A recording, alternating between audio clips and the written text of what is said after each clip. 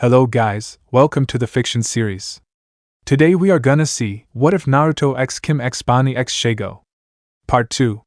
If you want more awesome fanfiction like this, don't forget to hit that subscribe button. So without wasting any time, let's get into the video. On the side of a mountain far away from home, one red-haired heroine by the name of KimPossible was scaling the treacherous canvas wrought with determination to finish her mission. Thousands of feet of elevation between her and certain death, she climbed up, displaying impressive endurance and bravery. Her communicator was strapped to her waist as it beeped with a homing signal.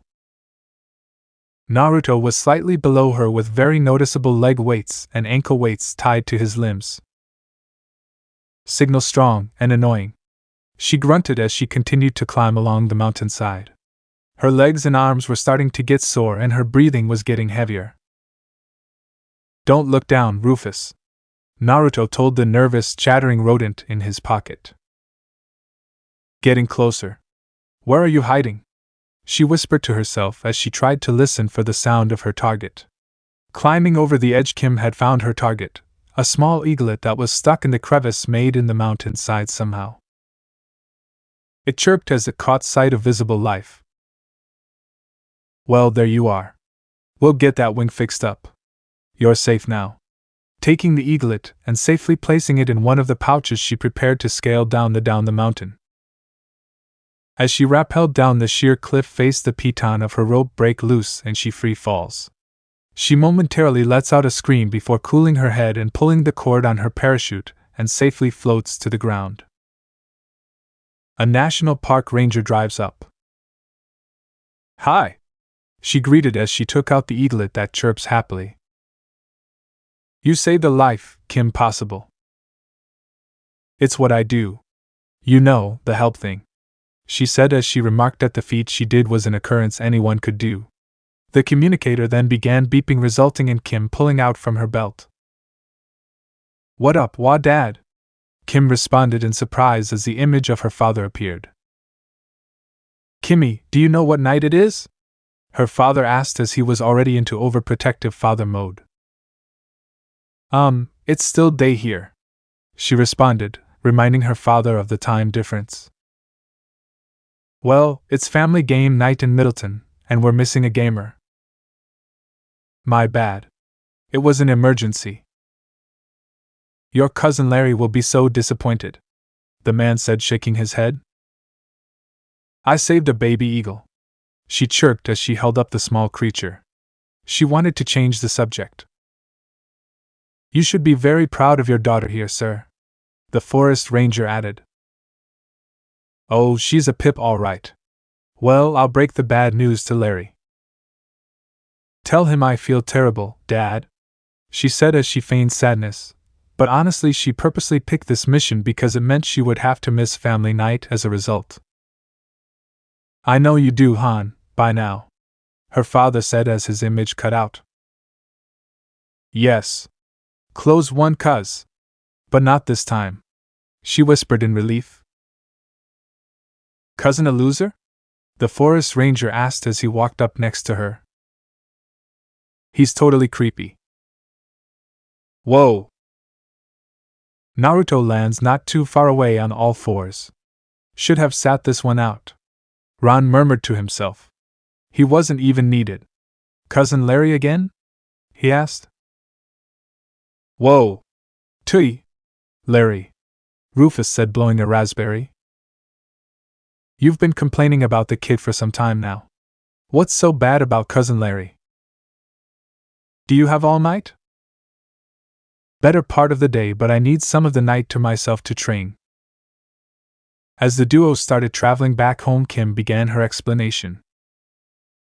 It all started when we were 3. Aunt June brought Cousin Larry over for a play date. Kim and Naruto were now flying home on a plane. This conversation continued on even to the point that they were on the plane. Flash forward to family game night. And it continued on when Kim called Ron later that night as they talked on the phone. Once a month Larry comes over, and I am stuck in Freakville. And even on to the next day at school. And now, Larry drones on about these creepy conventions he goes to, in costume. And the video games, last month I learned, she was interrupted when they almost ran into another student. Heads up! A student cried out as Naruto beeped his head to a side as a book sails past and hits a student behind him. Everything I ever wanted to know about that stupid fortress game. You do realize when I said the better part of the day I meant yesterday? Naruto didn't really mind listening to Kim talk to him about her problems. Despite the whole lying to her about who he truly was her entire life, they had a pretty tight friendship. But 36 near hours of non-stop talking/complaining was not what he signed up for. Before Kim could retort, Wade walks up. Kim, Ron? The chubby teen casually greeted them as they walked by. Hey Wade. They greeted with little interest before they realized something was wrong with what they just saw. Kim and Naruto did a double take, realizing that Wade is out of his room, which he has never done before. The boy was a shut-in, plain and simple, the reason why he was so pudgy after all. Wade? Live? In person? High five. Naruto attempts to high-five Wade, but his hand passes right through Wade's hand. What the hell? Hologram, huh? Kim figured almost immediately. Precisely. I don't know why I didn't see that coming. The blonde grumbled as he got up to the feet and dusted himself off. Apparently the rest of the students were too disinterested to care about a holograph of a teenage boy walking the walls. Then again, this was Middleton. The technology is incredible. You can literally be in two places at once. The thoughts of what this could mean if this was added to their arsenal for the mission filled Kim with giddy thoughts. Wade's image begins to phase in and out. There are still a few bugs to work out. Wade's hologram disappears and his image reappears back on Kim's monitor screen in her locker. Anyway, we got a hit on the site from a Lord Monty Fisk. Wade informed her as they began to focus on the mission. The archaeologist? Naruto piped up. How did you know? Kim asked with surprise, still not having her head around the Naruto and Ron thing. I saw a documentary about him on the Knowing Channel, he answered. He's discovered the location of a rare artifact. But he needs your help to get it. A piece of paper prints out and Kim pulls it out and looks over the details of the mission. Cool. So, who do we know who can give us a lift? To Cambodia? What about that one colonel's whose regiment we tipped off to that assault? Wouldn't hurt to try. After school the two contacted the colonel, whom came and picked them up in a military plane. Thanks so much for the lift, Colonel. Well, after the way you tipped us off to that assault, Miss Possible, it's an honor and a privilege. Kim looked to Ron, who seemed to be unusually quiet. We still haven't talked about the other night. Whenever I try to bring it up, either something comes up or someone interrupts. This whole thing is so confusing. It was hard because Kim was stuck between two choices. The fact that she liked aspects from both Ron and Naruto. The former was her closet friend for over a decade, of whom she shared nearly everything with. But he was a bit immature at times and had stomach-turning eating habits. Not to mention he could be weird at times, even for her. The latter was more confident, relatively physically fit in his actual form, and more competent by far, and as she always suspected, far more intelligent than he let on. Not to mention it was hard to believe that the same blonde was not the same sloppy eater and weird childhood friend that she knew. It didn't help that the latter's persona and just his whole attitude, even as Ron with a quickly developing physical appeal, was merging those traits into a single person. Cambodian jungle, Naruto announced with an edge to his voice as a formed on his place. Places like these have leeches. I hate leeches. Kim was about to say something but stopped herself. She remembered what Ron had murmured when he thought she couldn't hear him. The rest of the ride was quiet along with the travel through foot. Only for Kim to break the silence after hours when catching sight of something. A monkey temple. What or who the hell? At that, two men walked up. The shorter of the two had a short and stout stature, wearing light brown traveling clothes that rich socialites often wore in excursions to jungle. He had a thick full mane of brown hair and an unusual coloration of grayish-green eyes. The other man was tall and string-bean-like, whose outfit was green, and he had neat raven-colored hair and sideburns with an unusual shaped nose and chin. "KimPossible, I presume? I'm Lord Monty Fisk. This is my valet Bates." The taller of the two men as he introduced the two of them. "This is my friend, Ron." She pointed to the blonde who seemed to his own world. "So this whole thing is about monkeys, huh? Some days it just doesn't pay to get out of bed." Lord Fisk looks at Naruto very sternly. Fisk and his butler go on ahead to the temple as Naruto and Kim follow on their own. "What is wrong with you, Ron? You've been acting like a jerk all day?"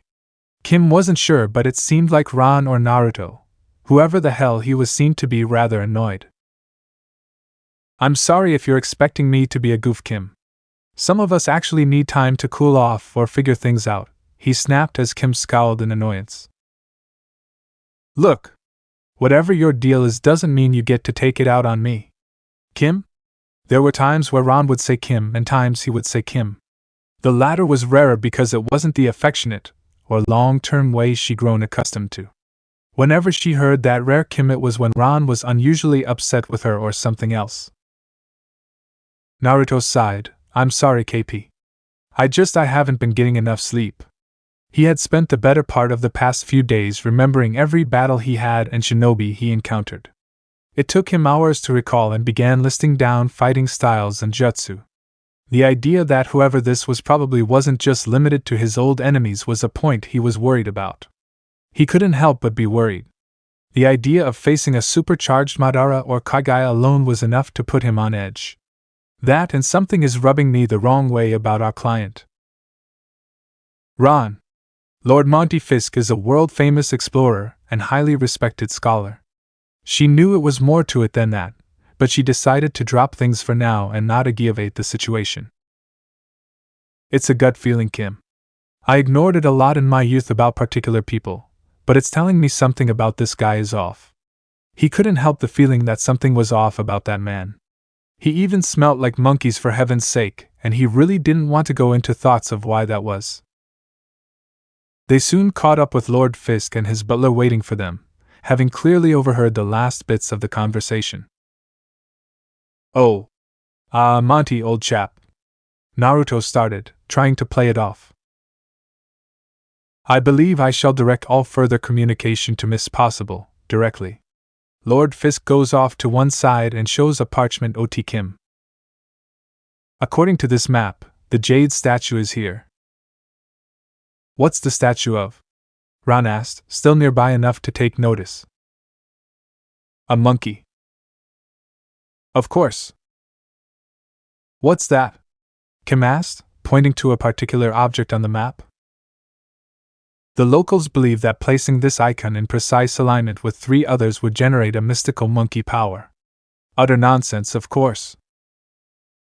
Kim starts to go inside the temple to look for the statue. Ron hangs back and surveyed the area. "Come on." She tried to usher him on. "It'd be more sensible to check for alternate methods of entry. The place could be booby-trapped, and I don't want to risk." Naruto started to explain only to be cut off by Kim. "Honestly, Ron, there is nothing to be afraid of." Kim suddenly falls through a trap door in the floor of the temple. "Wah! Kim!" He cried out and went to the hole, but it was too late as Kim fell through a long shaft, screaming as she falls all the way down. She lands in a stone chamber with 3 giant monkey heads on the walls moving their jaws. "Whoa! Oof! Oh, okay. At least the walls aren't." The walls start to close in on her. Moving, Kim climbs and scrambles out of the chamber as the walls close in. She barely gets out before they completely close up, and she is back on the main floor. "I feel so welcome here. Gotta find that jade monkey and get out." She walks down a corridor and monkey heads in the walls attack with flames. Whoa! Kim gets through the gauntlet of traps. Once again, cheerleading saved my life. Kim walks upstairs toward monkey sounds. She slips over the edge and hangs by one hand. Looking down, she sees the jade statue amongst spikes. Spikes. Gee, where are the snakes? The snakes then appear. I was just being sarcastic. The snakes snap at Kim, and she falls yelling into the pit. She manages to snag a spike with her ponytail band and lower herself to the ground near the statue. She walks over to it. The jade monkey. Kim picks up the statue, and then the spikes start to disappear into the floor. Whoa! The floor then tilts and dumps Kim through a tunnel back to the temple entrance where Naruto, Lord Fisk, and his butler are waiting. Kim! Huh? What happened? He asked as he reached out and caught the redhead's arm. Are you okay? KimPossible, I shall see to it that the National Museum celebrates your heroic efforts. It was no big. She waved it off as what she did was something any ordinary person could do. I'd wish you listened, Naruto said as they made way back to Fisk's camp. As someone who has jumped ahead a lot and not dwell on the what-ifs, I learned in time there is a reason there are what-ifs. You aren't always successful and you can get yourself killed. You can't go around as if you have 1 in a million kind of luck. I must have that 1 in a million luck because I made it through without a scratch. You worry too much, Naruto, she commented as the two started to trail a little further behind. You could get hurt, he said, voicing his concern with Kim's heroics. That's funny, when you were busy playing the goofball you didn't voice your concern. I've always been fine before and I'm fine now. I don't need you babying me. You fly too close to the sun and you'll get burned. The world has dangers you're not even considering. This isn't your old world, Ron.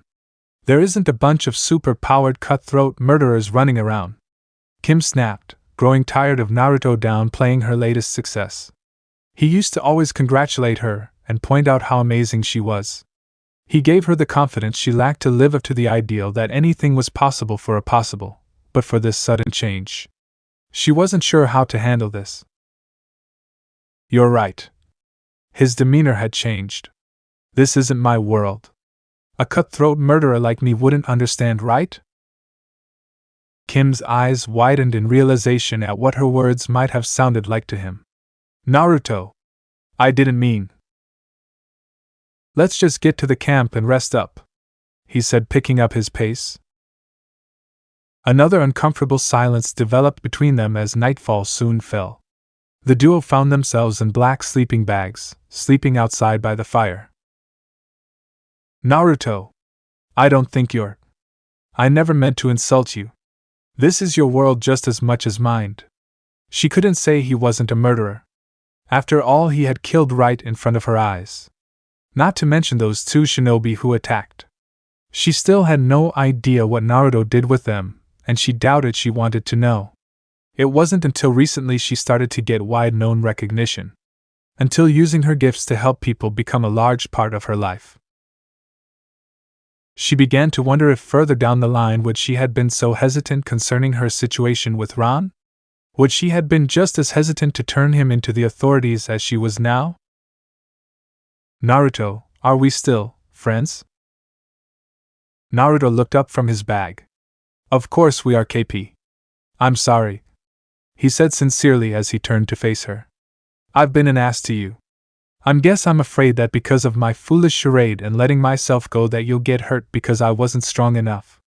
If I was in peak condition I would have caught you in a split second even before you started to fall.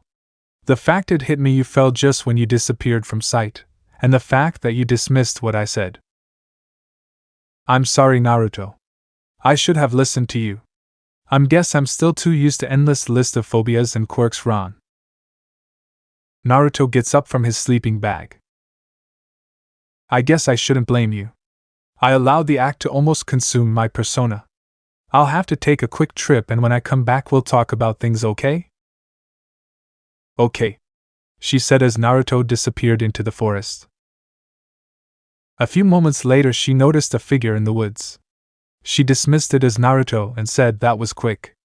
Only for the figure to slip into Fisk's tent instead of heading to the fireplace and reemerge with the jade statue.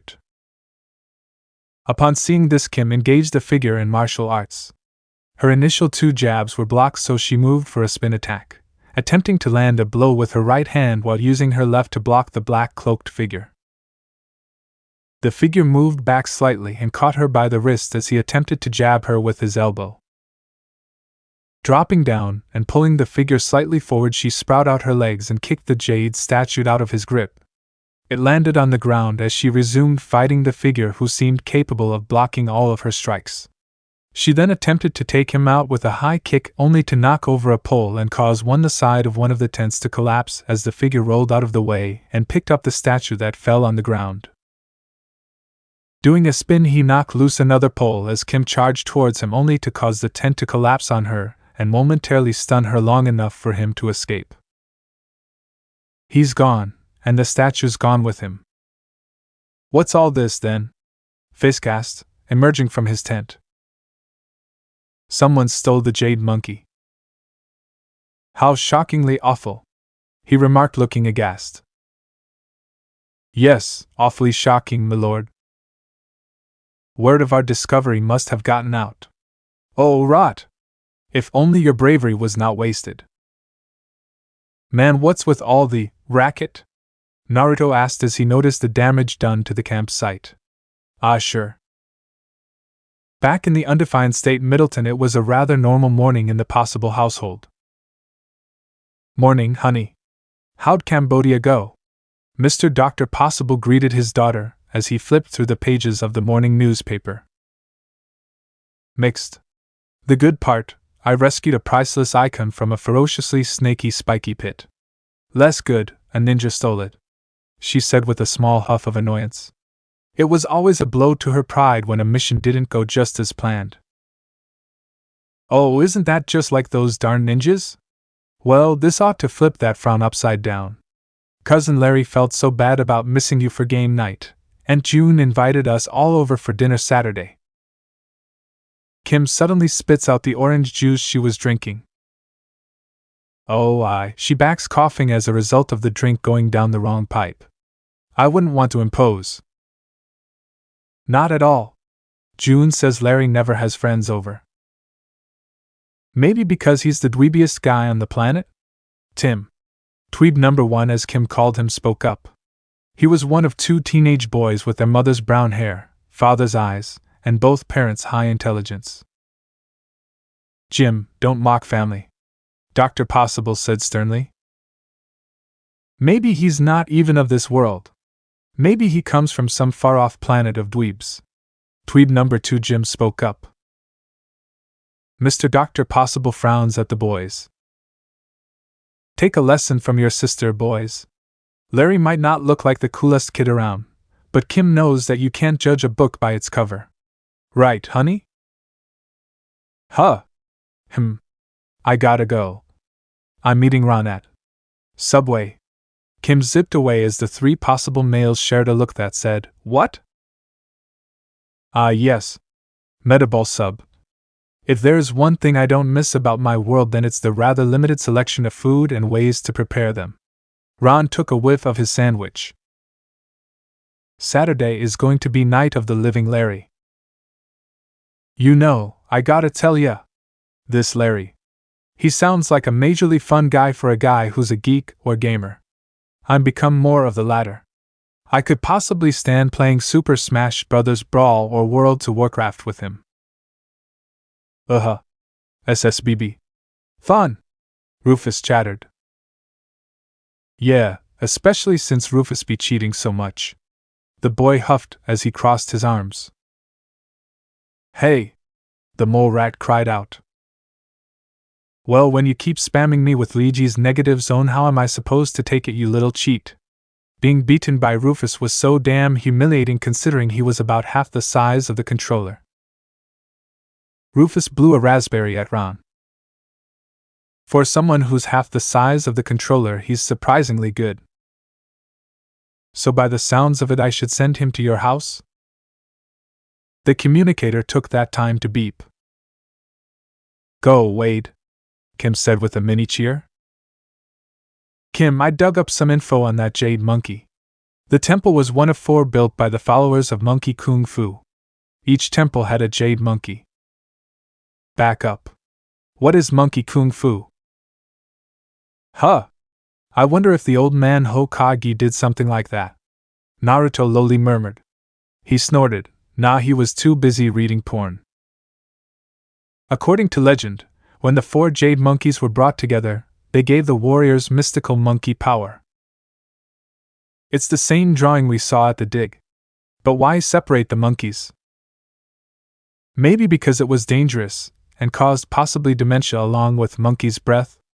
Naruto spoke up jokingly. Actually, the legend says that the warriors didn't want anybody else to get the power. Maybe the thief believed the legend. Great, yet again some more unbelievable and crazy shit this world has. Meanwhile in England. Bates. Coming, milord. You know, milord. I do wonder if it might have been a mistake to call in KimPossible? The stoutly man couldn't help but wonder. Nonsense, the plan worked perfectly. She retrieved the item, didn't she? Fisk was quite pleased with himself as his plan went off without a hitch. Milord could have handled those primitive booby traps. Bates trips while carrying a tea set. Fisk catches all of the set in midair with his hands and feet. And risk injuring these hands? Revealing his hairy monkey-like feet and hands. Fisk pours himself some tea with his foot. Besides, by masquerading as the ninja, I throw suspicion off me. You know best, of course, milord. And now destiny awaits. For at last, I have all 4 monkeys. Aha! Aha! Aha ha ha ha! Fisk and Bates go down a secret tunnel to a chamber deep in the castle. The 4 jade monkeys are there. Stunning in its monkiosity. It is magnificent. And now, mystical monkey power shall be mine. You mean that figuratively, of course, milord? What's that, Bates? The man recoiled as his servant spoke up. Well, to truly believe that old myth would be crazy, eh? Crazy, you say? Like it was crazy to spend the family fortune on radical genetic mutation and dangerous experimental surgery? Like it was crazy to become a man-monkey who violates every law of nature and science. It's a touch unconventional. Now, put the magic monkey in place. The leading expert on all things simian is Lord Monty Fisk. We helped him, he'll help us. We'll go talk to him this weekend. Oh, that'll be a fun conversation. Monkey this, monkey that, monkey, Oregonton, chimp. Naruto, look. Oh. Saturday, just remembered my dinner with Larry, she said with utter dread as she cupped her face. Can't you flake? Quite honestly, he couldn't see why the girl was dreading this so much. No, all flaking options denied. A figure appears at Kim's and Ron's table. Can I make a suggestion? Send me. Kim get up and looks the hologram over. The dream has finally come true, Naruto whispered as he shifted his legs and shook away the thoughts that were currently coming to his mind. Threesome. What was that, Naruto? She asked as she could have sworn she heard something. Huh. I said likeness is uncanny. Think about it, Kim. My holographic simulator is ready for a field test. Really, Larry? That's very interesting, Larry. Nice costume, Larry. The hologram said, doing a perfect imitation of Kim. It rocks, Wade, but I can't do the virtual flake. I promised Dad. It is very tempting, though. A few hours later, the duo arrived to Fisk's castle. So what made you decide to do the virtual thing for the mission? Wade really wanted to test out the holokim. At the front door, Kim waits and looks at Naruto. He rings the doorbell. Bates answers and gasps, KimPossible? Nice to see you again, Bates. We just have a few questions for Lord Monty Fisk. I shall announce your presence. Meanwhile, in Cousin Larry's bedroom, said boy greeted his cousin in a cheesy accent. Greetings, Kim, I am Ulther. Maybe you recognize me from Return to iOS. Hello, Larry.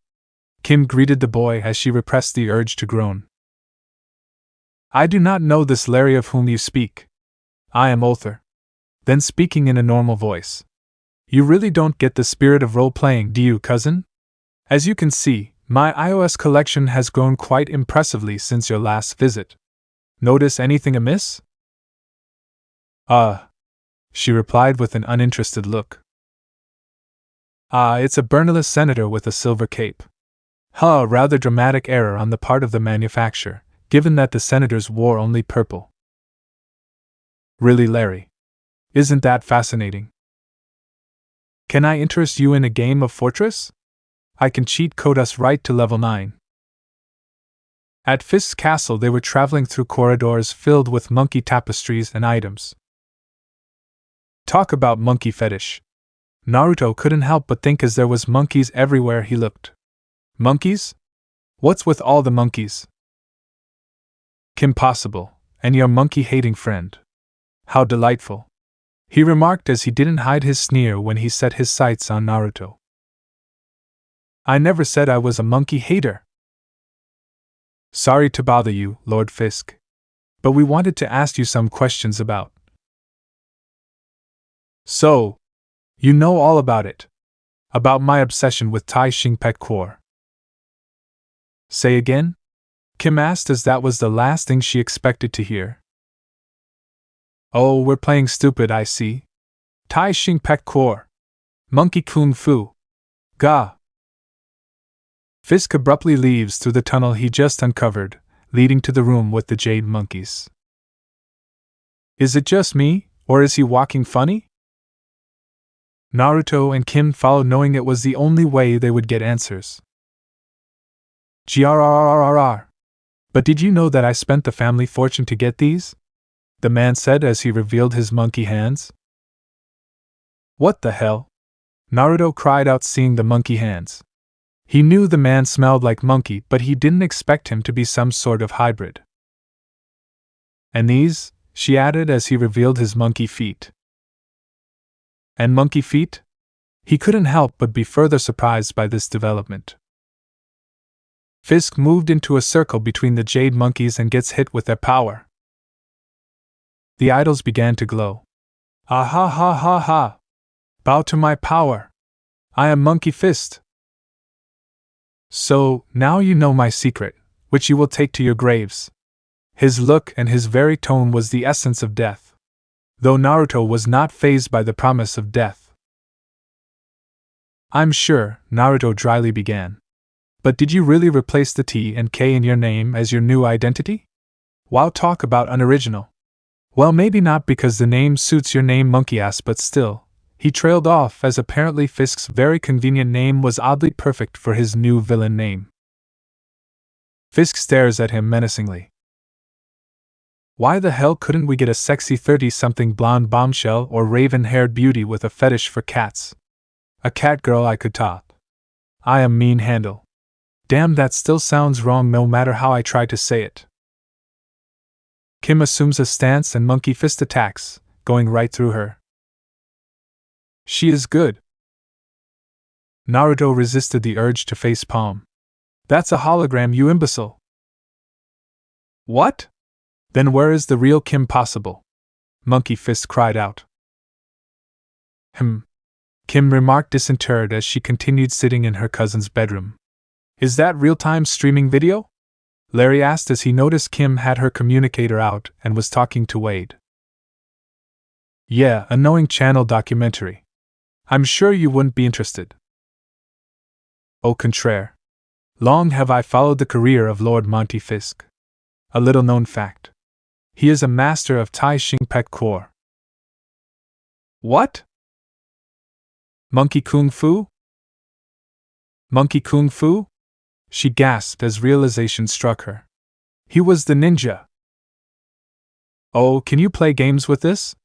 he asked as once more tried to get a better look at the communicator. Naruto was right. I should have trusted his judgment. Hello, away team, do you read me? Cousin Larry spoke into her communicator, doing a bad impression. Give me that, Kim said as she snatched the communicator back from Larry. Back with Naruto. And so, monkey hater. We meet again. Serenity chimes, time to center. Monkey Fist enters meditation mode. Monkey Kung Fu is half mental. You know, you're taking this a lot better than one would think, Ron told Bates. Before he could even reply, Naruto sucker punched a man and took off as another chime filled the room. Now then. Where were we? He said as he turned back to Naruto, who was gone. He's escaped, milord, his aide informed him. After him. Back with Kim, who was contacting Wade. Wade, Lord Monty Fisk stole that icon. I think he believes in mystical monkey power. It's worse. He has the power. And now he calls himself Monkey Fist. Wade replied to Kim's confusion. And you know that how? Naruto's in his house right now. He's the one who sent me the information. Speaking of which, said Blonde was hiding in the shadows of the corridor before Kim appeared before him. Are you the real or fake? The latter, unfortunately. Wade got carried away with his new gimmick. What are you going to do? I'm a shinobi, remember? It'll take more than someone like Fisk to take me down. He was actually looking forward to the challenge. It wouldn't be fair if he stomped the man immediately after all. Naruto stepped out of his hiding place only for Monkey Fist to drop in front of him. Leaving so soon? And back with Kim. I don't know what to do. If I were there, I could help him, but... She knew Naruto was more than capable of defending himself, but that didn't mean she wanted to sit back and do nothing. Give it to me. I have an idea, Larry said, interrupting her thoughts. This isn't one of your stupid science fiction games, Larry. Naran's facing a kung fu mutant with bioengineered hands and mystical monkey powers, and... Here. A new hologram appears with Naruto in place of Kim. Naruto back flipped out of the way of Monkey Fist's strikes. The monkey-empowered man was rather swift, and for a lack of better term, monkey-like. I have to spend even more time in my physical training. He shouldn't even be able to track me, Naruto thought as he dodged another strike. Who the hell are you? He asked the new hologram. Kim's cousin Larry, but that's not important. I will no longer be distracted by holograms. Prepare for pain. Remember level 9 of Fortress? To defeat the Cloud Guardian, you must drink from his enchanted well. Naruto took a moment to trying to decide what the hell the geek was saying. Drink from his enchanted well? That deciphered to Naruto to steal his power. He was pretty sure once he got back into shape his powers would outclass whatever this stuff was by miles. But then again, adding a little more fire power to his arsenal wouldn't hurt. Flipping over Monkey Fist and delivering a kick to the head, stunning the man, Naruto made a break for the Jade Monkey Room. He runs into the circle and invokes the Jade Monkeys. Alright, monkeys. Hit me with everything you got.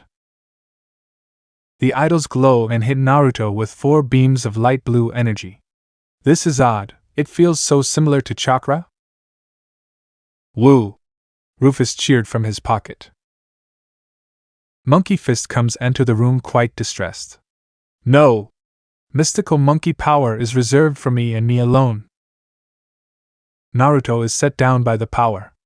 Who? My chakra! It feels like it's on fire. I feel just as pumped up when I fought Gaara for the first time. You Monkey Fist are royally funked. Rufus leaps out of Naruto's pocket.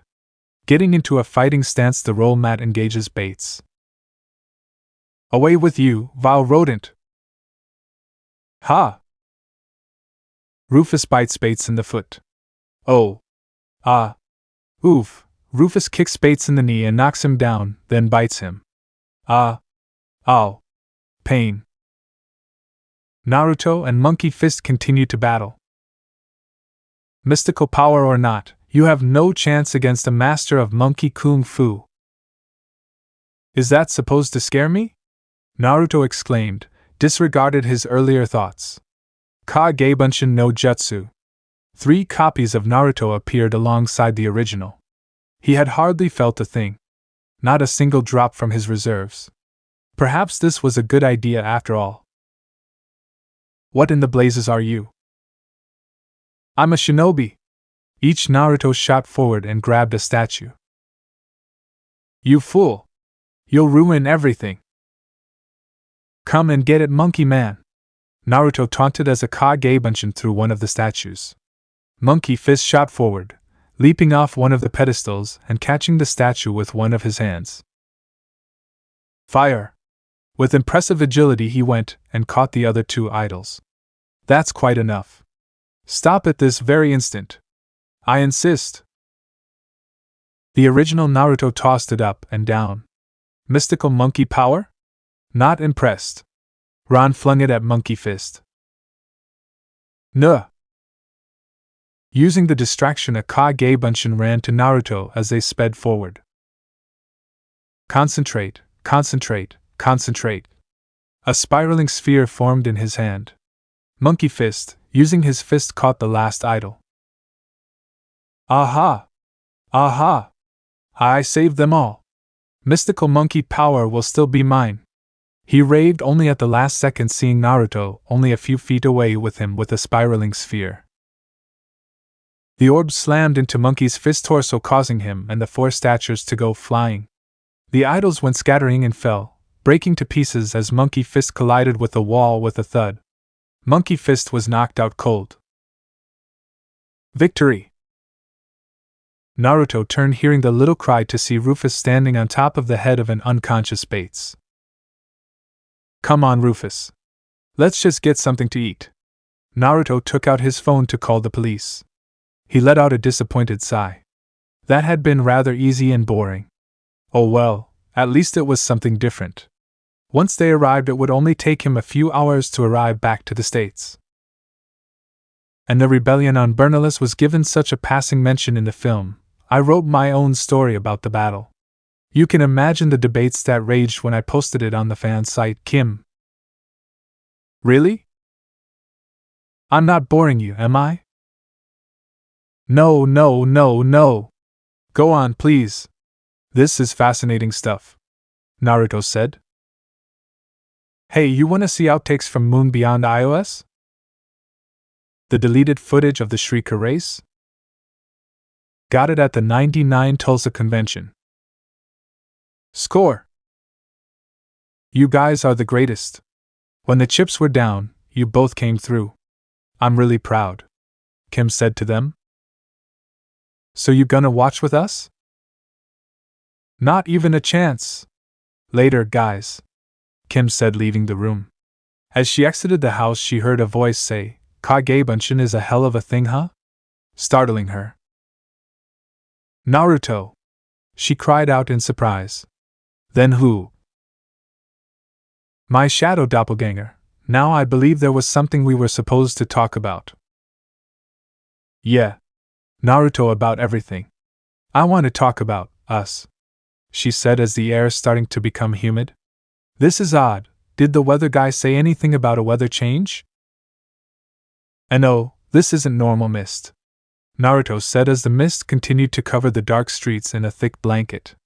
It's laced with chakra, the hidden mist jutsu, but that means 8 points. The larynx, spine, lungs, liver, jugular vein, collarbone, kidney and heart. Now then, which vital organ do you want me to pierce through? The voice echoed throughout the area. As the mist thickened around them, Naruto blasted a surge of chakra, returning visibility to the duo. In front of them stood a single solitary figure with skin the same color of a murky pond. His eyes were fish-like and red, with his very skin composed of silver scales. I am one of the Silver Assassin's successors. I go by many code names, the Beast of the Seas, the Assassin of the Water, but to you I am simply your end. he said as pulled out 2 curved shark teeth blades from his back. In a burst of chakra, Ran had assumed the form of Naruto as he moved protectively in front of Kim. It was just his luck that an assassin would find their place of residence already. "Kim!" he cried out to the girl as the figure appeared behind her. "Die!" was said as he swung his blade horizontally, attempting to cleave the girl in two. "No!" Naruto roared as he also swung his blade. He blocked the blade and allowed Kim enough time to move from her position. At that moment, several shadow apparitions materialized. The edge of his blade tore through each of the apparition. "Kim! Run!" In a matter of kick movements, several Kagebunshin were created. While the shadows would have been easy to destroy, it would require if they could be hit. "I'm not going to leave you behind," she said, snapping out of her stupor as she prepared to fight. "Stay back. You'll get yourself killed." 1,000 needles of death. The Simban-like ice shards materialized in the air above the red head. They began to rain down as the cheerleader dodged, flipped, and spun out of the water of the frozen showers. Naruto was forced to turn his attention back to Assassin as his blade tore through another one of his Kagebunshin. They were down to 3 now, and at this rate he would have to focus his full attention on the assassin. Though doing so would leave Kim to certain death. That attack could have only belonged to one person. Haku. Kim may have been good, better than good in this world, but against someone of Haku's power who didn't have the handicap of her kind nature and unwillingness to kill, it would be a slaughter. The mist started to quickly thin out as the assassin did a series of hand seals. The mist had turned to water and formed the form of a water dragon. It shot towards the blonde, who called upon all the chakra he could and quickly countered with a wind dragon. His powerful affinity for wind was just enough to allow a stalemate against the assassin's beefed-up water dragon. The backlash sent him crashing back as the water drops of the dragon fell to the ground. Using a quick replacement jutsu with a tire from a nearby car, he once more escaped. No time to gather chakra for senjutsu, and no telling the effect using his Jinchuriki abilities could have on him in this state. He used far too much chakra for a few Kagebunshin used to distract the assassin, and not to mention there still was Haku to deal with. "Naruto!" Kim cried out as she found herself trapped in a dome ice. She couldn't defeat an opponent she couldn't touch, let alone she could see. Ag! The edge of the blade cut into his back, causing him to fall down. His senses and responses had dulled as well. He spat out blood as the assassin drove his foot into his back, sending him crashing into the ground. He spat out more blood as the Nuknin ground his heel into the blonde's ribs. Though that was nothing in comparison to hearing Kim cry out. Haku's senbons piercing into her body in a blink of the eye. His heart stopped as he watched the girl, his best friend of over a decade since he began this decade, fall to the ground. Any hope of her survival had been dashed because of the knowledge that that thing. It may have had Haku's shape and memories, but his blue orbs quavered in anger as they slowly transformed into crimson fury. Fury at himself for allowing himself to become so weak, fury at the shape for taking Kim from him, and fury at the person responsible. The silhouette of the Kurama that had long been abandoned when they made peace once more surrounded Naruto's form. In that one instant a roar filled the street that could chill the souls of even the hardened veterans. Once more the beast had awoken. Swatting the assassin away, he shot forward and tore through the ice barrier. He hoisted up Haku before she could even react and formed a demonic Rasengan in hand. The swirling of the demonic violet/crimson Rasengan filled the area. Before he could end the imposter in front of him, the words spoken stop him. "Forgive me. Naruto-kun, please, kill me." His heart nearly stopped upon hearing those words. Neither shape had spoken during the assault. Haku? He was so convinced that the Haku before him was a fake because of the girl's unwillingness to kill. Looking into her eyes, he could see the turmoil and inner conflict. Someone was forcing her to fight. Cutting through the side of his neck, a whip-like weapon caused the blonde to be startled. Another object, one of massive weight, crashed upon his head, sending him to the ground and leaving him stunned. Two figures appeared. He barely got a glimpse, One with short blonde hair and the other with crimson hair kept in a high ponytail, and he had tribal tattoos. The look in their eyes, they were like Haku's, but far more hollows. As fast as they appeared, they disappeared, taking Haku, and the assassin as he presumed, with him. His eyes suddenly widened as he went over to Kim. He checked her vitals and breathed out a sigh of relief that there was a pulse, but it was faint. Picking Kim up in his arms, he rushed over to the possible residence. It was touch or go for a moment, but Kim would make a full recovery. Not again. He promised himself as he realized just how much catching up to his old power he would have to do. 4 days had passed since the incident, and 4 days Naruto had been avoiding Kim. She got hurt because she was close to him. He knew it was cliché, often used in fiction, but in this instance he could forgive the circumstances considering his potential hunters were dangerous. Naruto stopped in mid-stride and nearly bumped into a passing crowd. Watch it, Stoppable. Yeah, like look where you're going. Have you lost it? Ron hissed as he turned around to face Kim. Don't just say that name out so casually in public. Well, if you weren't avoiding and ignoring me, I wouldn't have had to. Aren't you the one that's always pointing out how idiotic it is to keep people at a distance for their own protection when it can help? Her question was a reference to the many movies and cartoons they watched. That's fantasy, and often cases the other person is in danger anyway.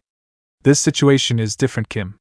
If you had the potential to help me, that would be different, but the gap in power is just too big. And I'm supposed to stand by the side and watch you get killed? Let me help you. They made it outside and found a secluded spot at the quad. You aren't strong enough, Kim. I'll doubt you'll ever be.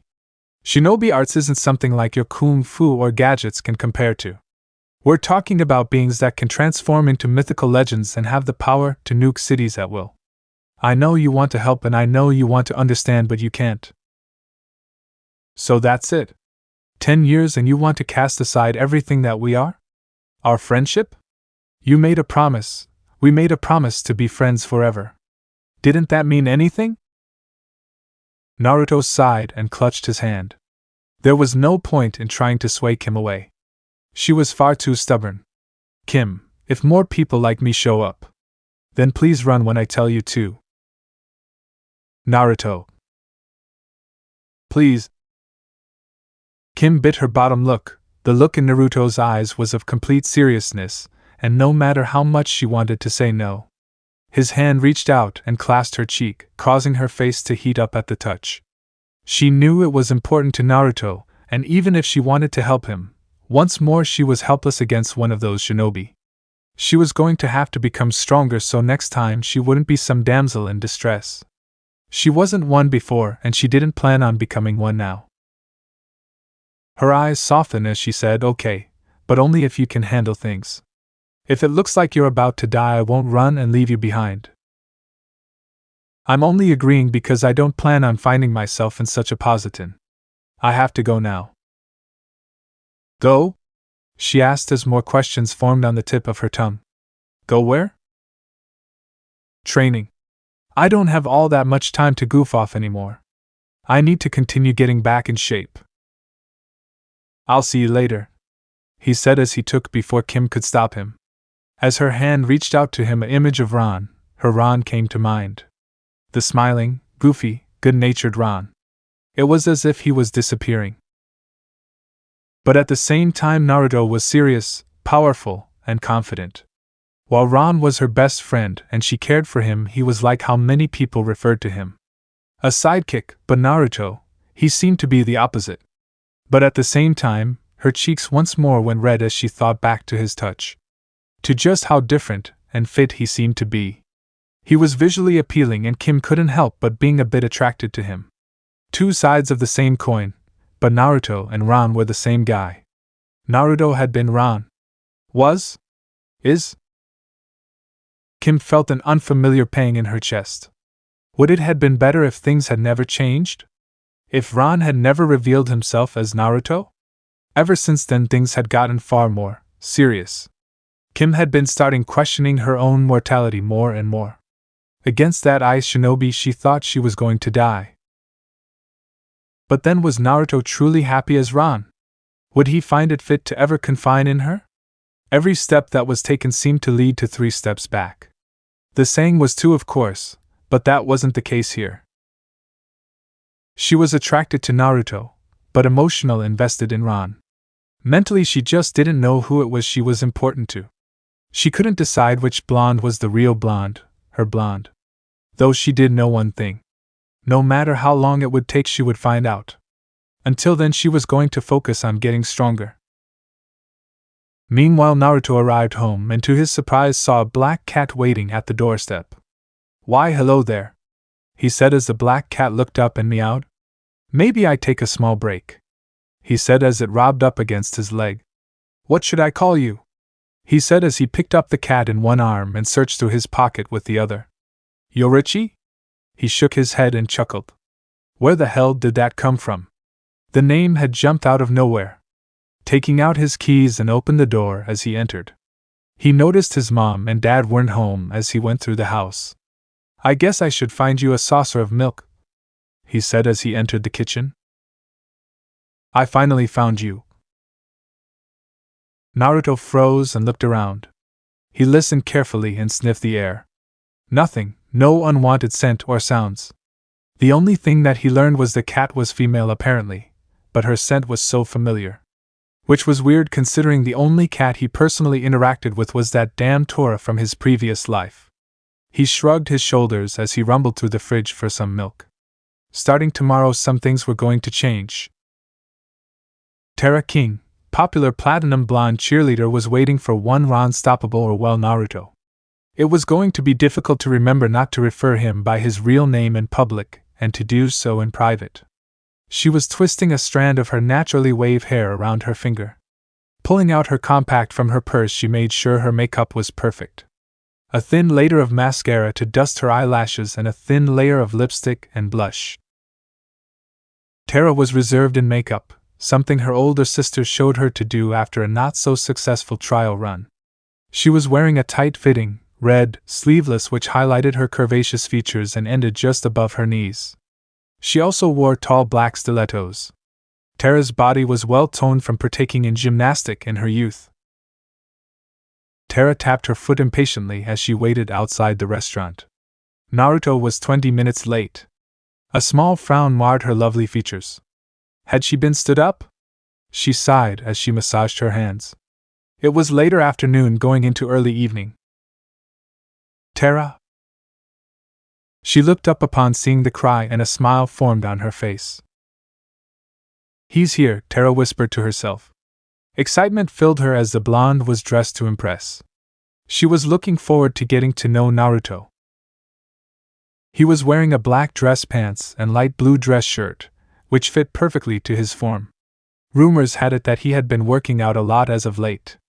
By how fit he looked in the tux, it was obvious the rumors were true. "Konbanwa, Tara, you look lovely this evening," he greeted as he handed her a bouquet roses. "I hope I haven't kept you waiting long."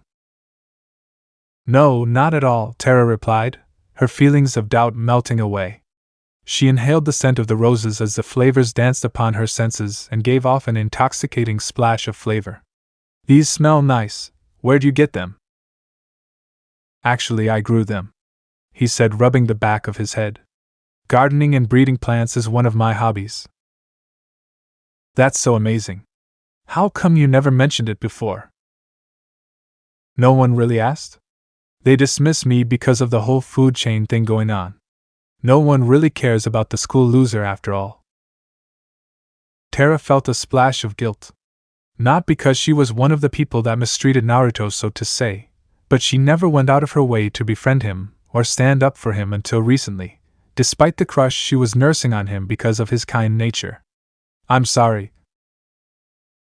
"Don't be. With these new developments I feel that things will be changing, my lady," he said, holding out an arm as Tara took it. Irashamases. Various members of the restaurant had greeted them. Naruto had chosen a nice, quaint little Japanese restaurant that was doing average business-wise and was usually semi-full.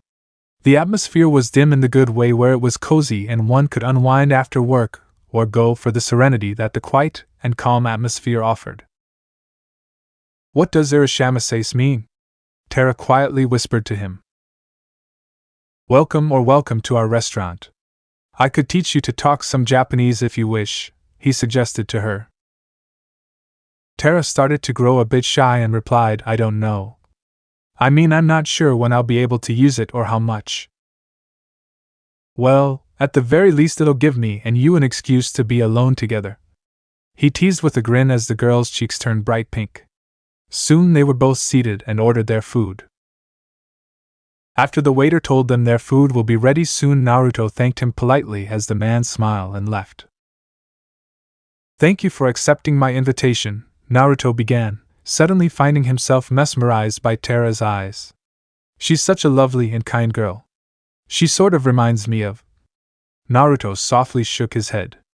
He wasn't going to do this again. His eyes widened briefly. Again? Where did that come from? Why does this feel so familiar? I was glad too. I was so surprised when you called me up and asked me out. Terra replied, suddenly not sure of what to expect of her fellow blonde. She was actually, to say, quite unsure of herself. She wasn't sure just how different Naruto was from Ran. To be honest, I'm quite relieved. I can finally start to enjoy life. Be myself and maybe even find someone I can truly care about. Is there someone that you deeply care about? Terra blurted out. She flushed as her companion's eyes widened in surprise, then regarded her thoughtfully. His face had become impassive. I'm sorry, blurting something out like that without thinking. It's okay, Naruto quickly replied with a smile. There are a few girls that I care about, but I can't say it's gotten that serious yet. What about you, Terra? I've never really found a guy that likes me for me. They never really seem to ask my interests or my likes. All they see is a pretty face. Well, hopefully I'll get to see more than a pretty face, Naruto said smoothly as he rested his hand on hers. Before Terra could say anything, the server had appeared with that food. After a meal of a nice salad, sushi, tempura and fried noodles, they went through a walk in the park. It was early in the night, and the stars were just starting to come out. I had such a great time, Terra said and let out a small peep when Naruto placed his arm around her. I know, it's going on 6, he sighed as he lowered his hand. His watch was a little on the slow side. I have to get you home by 7, right? Yeah. Naruto, could you tell me more about you, the real you? Naruto had paused, which had forced Terra to stop walking as well. It depends. His expression had changed slightly. Hesitant and unsure. Depends on what? The platinum blonde asked as she looked up at her date with a worried expression. On your perception of who the real Naruto is? Whatever you tell me is the real Naruto, I'll believe. You wouldn't lie to me without good reason, right? Because you're too kind for that. Ran or Naruto, my feelings of you won't change. She started to blush. Look at me, saying things again without tea. She was interrupted when her lips were captured by his. She melted into the kiss as she felt his arms wrap around her petite waist. She returned the kiss with enthusiasm as it felt like her breath was being drawn out. Ah! She breathlessly breathed out as the passionate kiss broke. Wow! When I see those sapphire eyes, I see so much beauty, inside and out. Terra, you're definitely the type of girl I like, he said as he captured her lips once more. This time it was more passionate, tenderness causing their bodies to heat up. The kiss broke once more as Naruto led Terra to a more secluded portion of one of Middleton's park. Terra pushed Naruto onto one of the benches and mounted his lap. Terra began softly grinding her pelvis against Naruto's as she was giving in to lust within her she didn't know she had. Her hands trailed his toned chest through his chest shirt, undoing his buttons with her slender fingers. She must as Naruto's hands cupped her rear through her fabric of her dress. They carefully arched up her back as her bosom pressed against Naruto's chest. Terra's eyes had briefly met with Naruto during the sudden actions, and cried out upon seeing his eyes. They were crimson, the cry apparently shocking Naruto out of his lust-induced haze. Terra. I'm sorry, we should stop, we should go. He suddenly said as he began buttoning up his shirt. Terra nodded, slightly disappointed as her body was still feeling the effect of lusts, not to mention the thoughts of what almost happened. Terra got up and began smoothing out her dress. Naruto. Not like this, you deserve better this. I'm sorry. He's so sweet and considerate. Any other guy probably would have wanted to keep on going. It's okay, Naruto. It takes two to tango. She wanted to reassure him she wasn't doing anything she didn't want to do. Now that she thought about it, she was glad Naruto had stopped them. After all, they were kind of young. Well, technically she was kind of young, unsure of how to figure Naruto's age, but she definitely would have regretted her first time in the park as some casual occurrence instead of something special. Her having a crush on the guy or not. Yeah, well, outside influences would have you think that. He mumbled cryptically. Outside influences? She wondered to herself. She was going to ask, but she decided it was best to leave things as is. Naruto seemed to be deep in thought, so the journey home was quiet. I guess. I'll be seeing you at school tomorrow. Ever since what happened in the park, things had been awkward. More so for Terra, as she didn't know where she got the courage to tongue kiss and grind against Naruto like she did in the park. It was as if something primal inside of her was being awakened by some outside influence. Yeah. I had a great time. Take me out again soon, Kay? She said as she quickly pecked him on the cheek and waved goodbye. After Naruto waved bye and began on his way, Terra retreated inside and exhaled. Her heart had been beating like crazy and her face was flushed. Oh, you have it bad, girl. She looked upstairs to notice the form of her older grinning sister. Terra couldn't help but inwardly whine, knowing her sister Lana was going to bust her ribs all night. The next day came around as Naruto exited the counselor's office with an annoyed huff. No problem. No, thank you. He went to the cafeteria and joined Kim, who was enjoying some tacos. My life is over, you know. He cried out dramatically as he set down a chunk of cheese on the table. Rufus's head stuck out of his pocket, sniffing the aroma of his favorite food and scampering up to the table munching on it. You're being melodramatic again.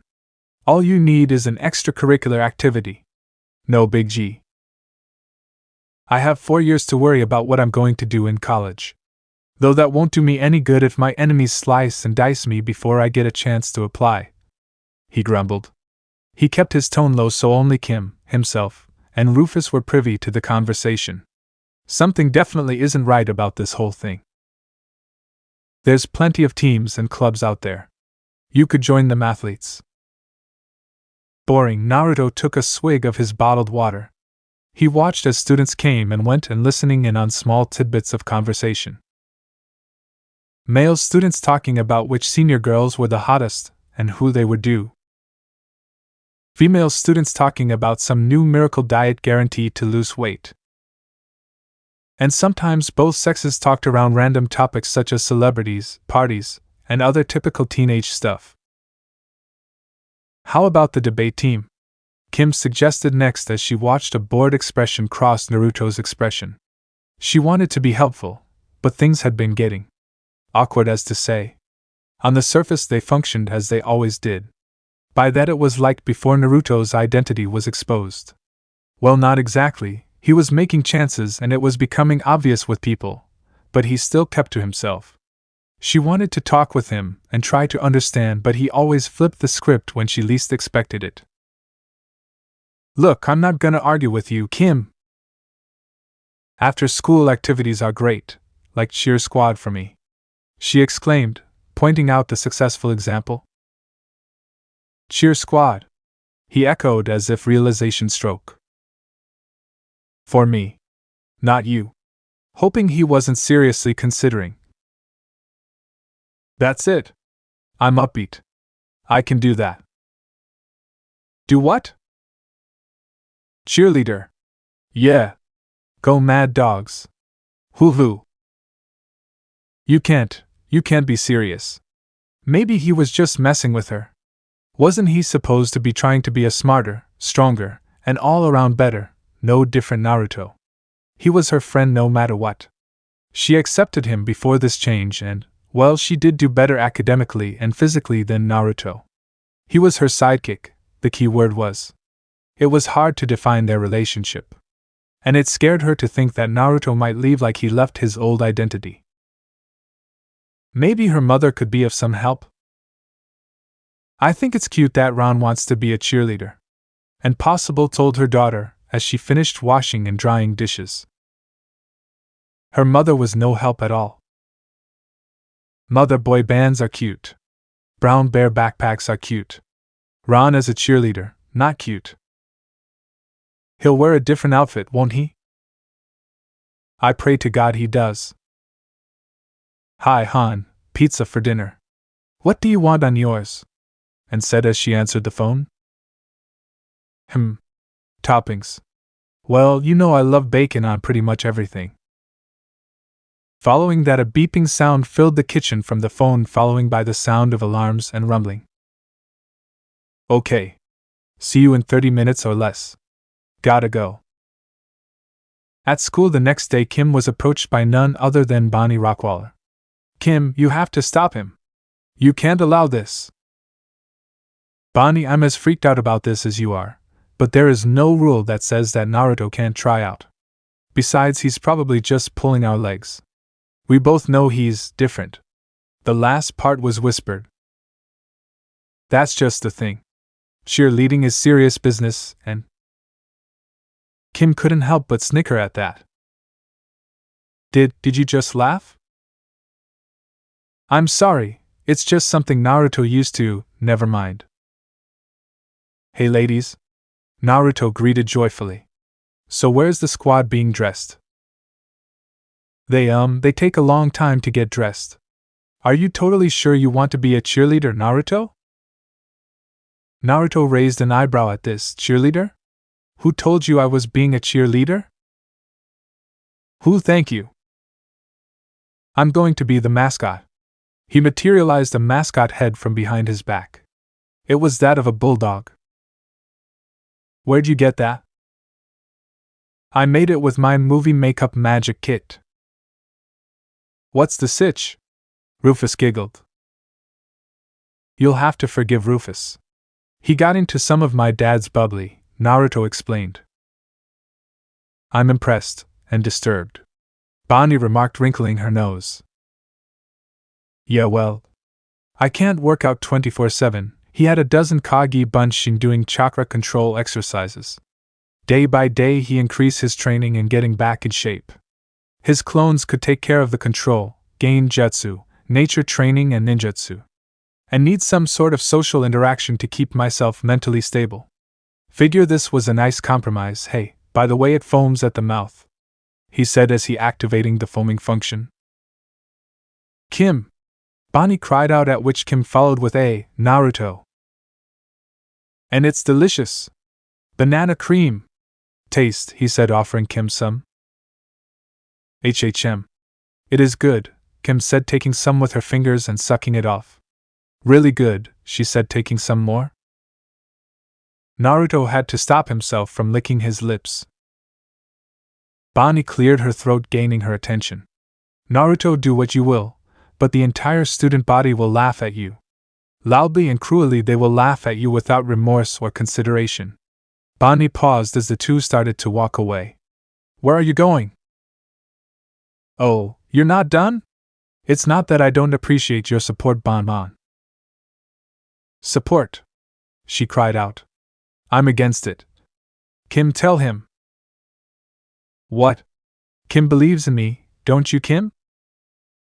Kim couldn't help but wince. I kind of agree with Bonnie.